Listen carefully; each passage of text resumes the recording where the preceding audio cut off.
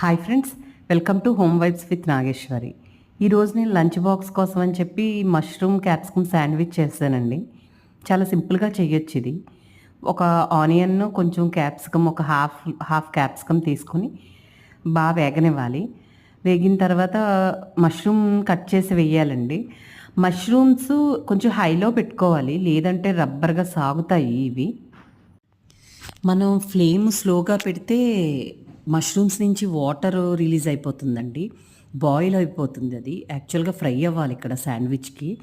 తర్వాత మనం కొంచెం సాల్టు, కొంచెం పెప్పరు జల్లి స్టవ్ ఆఫ్ చేసేస్తే సరిపోతుందండి. తర్వాత నా దగ్గరున్న కొంచెం ఆరిగానో అండ్ చిల్లీ ఫ్లేక్స్ నేను ఇక్కడ వేసాను. అంటే పిజ్జాకి ఇచ్చినవి ఉన్నాయి. అవి వేసేసాను నేను. అవైనా మనం నెక్స్ట్ ఈ స్టఫ్ అంతా మనం బ్రెడ్ మధ్యన పెట్టాలి. అప్పుడు చీజ్ కూడా యాడ్ చేయాలి. అది మిస్ అయిందండి హడావుడిలో. తర్వాత మనం శాండ్విచ్ మేకర్‌లో కానీ, లేదు ప్యాన్ మీద కానీ టోస్ట్ చేసుకోవచ్చు.